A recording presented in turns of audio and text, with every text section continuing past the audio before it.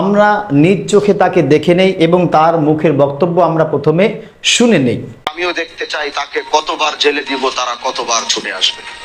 বিশ্বাস করেছেন যে অন্তত আমরা যদি হানজালা ভাইরে এমপি বানাই, সে মাদক কারবারিদেরকে সহযোগিতা করবে না, পারলে রাতের বেলা ধরে নিয়ে যাবে। আপনারা কেন মাদক ব্যবসায়ীদেরকে ভয় পান? 2-4-5 জন যারা মাস্তানি করে তাদেরকে আপনারা কেন ভয় পান? ওরা সংখ্যায় মাত্র 5 জন, আপনারা সংখ্যায় 50 জন। এই দ্বিতীয় খণ্ডের এই ইউনিয়নের এই মাটিতে দাঁড়িয়ে বলে যাচ্ছি, যেখানে মাদক ব্যবসায়ী পাবেন সেখানে মাদক ব্যবসায়ীকে ধরে ওকে এলাকা থেকে অবাঞ্ছিত ঘোষণা করবেন ইনশাআল্লাহ। কোন মাদক ব্যবসায়ী যেন এই দেশে থাকতে না পারে, মাদক ডিলার থাকতে না পারে। তো কতবার ছুইটা আসবে, যতবার ছুইটা আসবে ততবার ওর মাদক কারবারি সহ ওকে বারবার দরকার হলে পাঠাবো। কিন্তু আরেকটি কথা বলে যাচ্ছি, গতকালকে যেখানে আমি অভিযান করেছি, ওর নাম ছিল হচ্ছে, এর মধ্যে মেন যেটা ছিল ওর নাম ছিল কুয়াশা। এখন যদি থাকে তাহলে আমি বুঝবো যে আপনারা সব দুর্বল মানুষ। কথা বুঝতে পারছেন আমার? এজন্য কুয়াশা আমাদের আগামী নেক্সট সিদ্ধান্ত আসার আগ পর্যন্ত কুয়াশা জামিনও যদি বের হয়, ও আর বাড়িতে কেন ওই এলাকার কোথাও থাকতে পারবে না। দ্বিতীয় খণ্ডে আমি রাতের বেলা অভিযান করেছি। এখন আমার অভিযান করা দরকার প্রশাসনকে সাথে নিয়ে, প্রশাসনের সহযোগিতা যে পরিমাণে থাকা দরকার আমি এখনো স্যাটিসফাই না। এজন্য আমি নিজে নামতে বাধ্য হয়েছি এবং আমিও দেখতে চাই তাকে কতবার জেলে দিব, তারা কতবার ছুটে আসবে। কারণ বাংলাদেশের আইন ব্যবস্থার ভিতরে আপনারা দেখেছেন, আমি একজন সংসদ সদস্য, অভিযান দেওয়া আমার কাজ না। আমি একজন সংসদ সদস্য, মাদকের বিরুদ্ধে রাতের বেলা নিজের জীবনকে হুমকির মধ্যে রেখে এই কাজ আমার না। কিন্তু তারপরও যুবকদের কথা চিন্তা করে, সমাজের কথা চিন্তা করে, দেশের মানুষের কথা চিন্তা করে এই কাজটি করতে আমি বাধ্য হচ্ছি। কিন্তু এত কষ্ট করার পর যখন আমরা তাদেরকে ধরিয়ে দেই, যখন একদিনের মাথায় জামিন নিয়ে তারা আসে, তখন এই দেশের আইনের উপর আমার প্রশ্ন আসে। দেশটা একদিকে ধ্বংস হয়ে যাচ্ছে। এই জন্য পার্লামেন্টে দাঁড়িয়ে আমি মাদকের বিরুদ্ধে সর্বোচ্চ কথা বলেছি, আপনারা শুনেছেন। প্রিয় ভাইরা, আমরা চাই বাংলাদেশের আইন, আমরা যেই পার্লামেন্টে বসে কথা বলি ওখান থেকে আইন বানানো হয়। আমি চাই আমরা সেই জায়গায় মাদকের বিরুদ্ধে, আমি দেখেছি বিরোধী দল, সরকারি দল সবাই মাদকের বিরুদ্ধে দাঁড়িয়ে বাংলাদেশ জাতীয় সংসদে কথা বলেছে। এজন্য আমাদের ইচ্ছা থাকবে ইনশাআল্লাহ এরকম একটি আইন যেন বাংলাদেশে পাশ করা হয়। আইন মন্ত্রীর সাথে আমরা কথা বলবো, দরকার হলে বারবার সংসদে দাঁড়িয়ে বলবো, এরকম একটি আইন করা হয়। এত পরিমাণে যদি গাঁজা, এত পরিমাণে ইয়াবা যদি কেউ এত পরিমাণ নিয়ে ধরা হয় বা এরকম কিছু হয়, এরকম একটা শাস্তির বিধান যেন বাংলাদেশের আইনে থাকে। এজন্য সমাজটা আমরা বাঁচাতে চাই। এই জন্যই আমরা এমপি আপনারা আমাদেরকে বানিয়েছেন। বিশ্বাস করেছেন যে অন্তত আমরা যদি হানজালা ভাইরে এমপি বানাই, সে মাদক কারবারিদেরকে সহযোগিতা করবে না, পারলে রাতের বেলা ধরে নিয়ে যাবে। এই জন্যই তো এমপি বানাইছেন নাকি? এই জন্য এমপি বানিয়েছেন যে ওই যদি বিচার ব্যবস্থার ভিতরে অন্তত তার আমলে বিচার করে কেউ টাকা খেয়ে গরিবের উপর অন্তত জুলুম করতে পারবে না। এই বিষয়গুলো আমরা সুনিশ্চিত করতে চাই।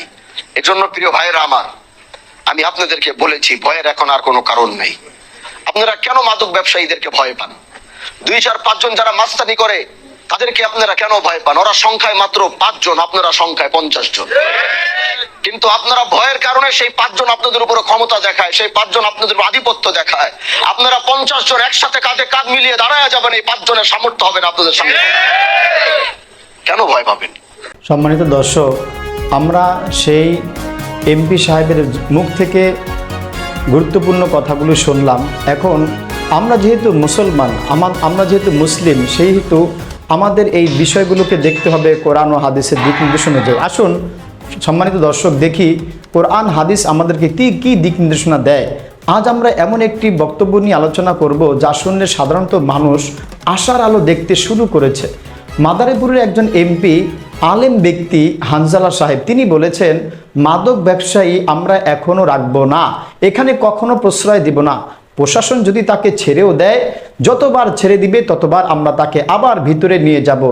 এই একটি কথার মধ্যে আছে সমাজ রক্ষার দায়িত্ব, যুব সমাজকে বাঁচানোর চেতনা, ইসলামী নেতৃত্বের নমুনা এবং জালিম ও অপরাধীর বিরুদ্ধে আপোষহীন অবস্থান।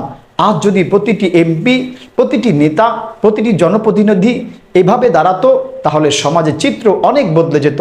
ইসলাম কি বলে সমাজের অপরাধ সম্পর্কে? দেখুন, যেহেতু আমরা মুসলিম, সর্বপ্রথম দেখব আল্লাহ তাআলার কালাম দিয়ে। সূরা আরাফের 66 নং আয়াতে আল্লাহ তাআলা বলেন ওয়ালা তুফসিদু ফিল আরদি বাদা ইসলাহিহা, আল্লাহ তাআলা বলেন পৃথিবীতে শান্তি প্রতিষ্ঠার পর তোমরা সেখানে অশান্তি সৃষ্টি করো না।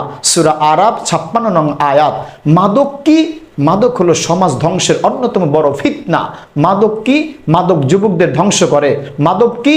মাদক হলো পরিবারকে ধ্বংস করে দেয়, চুরি ডাকাতি বাড়ায়, ব্যভিচার সৃষ্টি করে, হত্যা পর্যন্ত ঘটায়। কি এই মাদক? মাদক কেন এত ভয়ঙ্কর?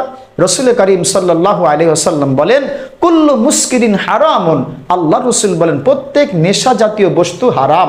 সহিহ মুসলিম শরীফে হাদিসে এসেছে। আর এক হাদিসে এসেছে মাদক সকল অশ্লীলতা ও অপরাধের মূল। নাসাই শরীফের হাদিসে এসেছে। আজ দেখুন, যে যুবক একসময় মসজিদে যেত আজ সে নেশায় ডুবে গিয়েছে। যে সন্তান মায়ের কোলের শান্তি ছিল আজ সে পরিবারের আতঙ্ক। একজন নেতার প্রকৃত দায়িত্ব কি? আজ হানজালা ভাই সেটি দেখিয়ে দিয়েছেন। আজ অনেক নেতা শুধু ভোটের সময় জনগণের কাছে আসে, কিন্তু প্রকৃত নেতা সে যে মানুষের ঈমান, সমাজ, ভবিষ্যৎ রক্ষা করার জন্য সর্বোচ্চ চেষ্টা করেছেন। রসুল করিম সাল্লাল্লাহু আলাইহি ওয়াসাল্লাম বলেছেন এই হানজালা ভাই এই কাজটি কেন করেছেন? তিনি আলেম হওয়ার কারণে, তার ভিতরে দ্বীনি চেতনা থাকার কারণে তিনি বুঝেছেন আল্লাহ রসুল সাল্লাল্লাহু আলাইহি ওয়াসাল্লাম সেই হাদিস কি আল্লাহ রসুল সাল্লাল্লাহু আলাইহি সাল্লাম বলেন কুল্লুকুম রাঈন ওয়া কুল্লুকুম মাসউলিন আন রাইয়াতিহি। রসুল বলেছেন তোমাদের প্রত্যেকেই দায়িত্বশীল এবং প্রত্যেককেই তার অধীনস্থদের ব্যাপারে জিজ্ঞাসিত করা হবে।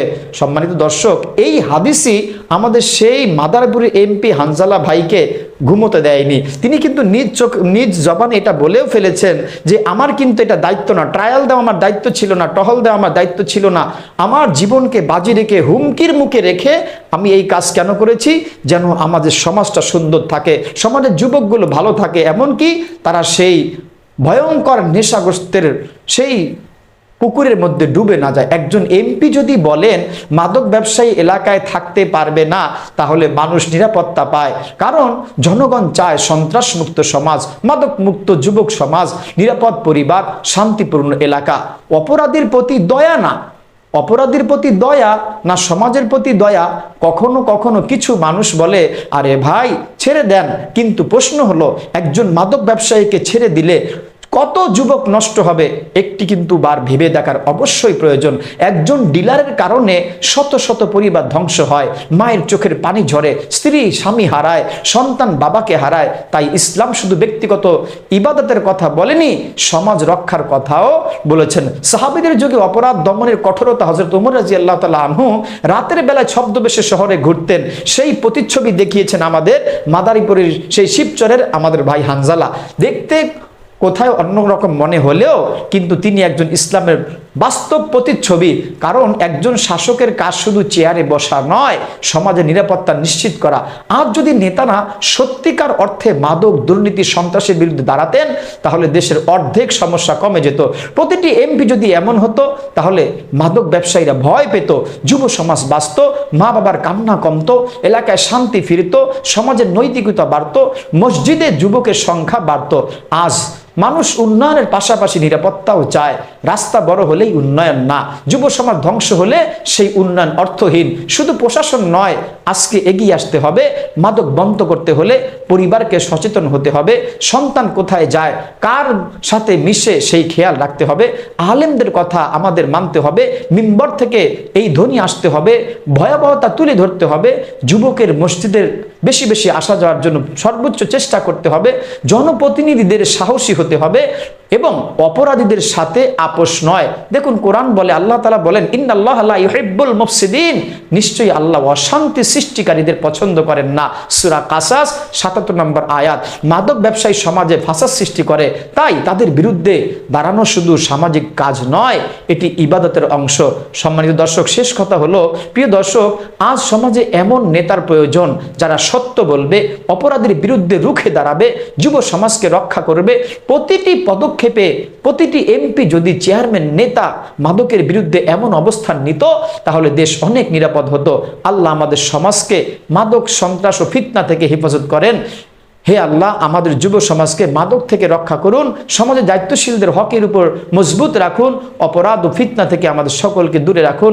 আমিন ইয়া রাব্বাল আলামিন।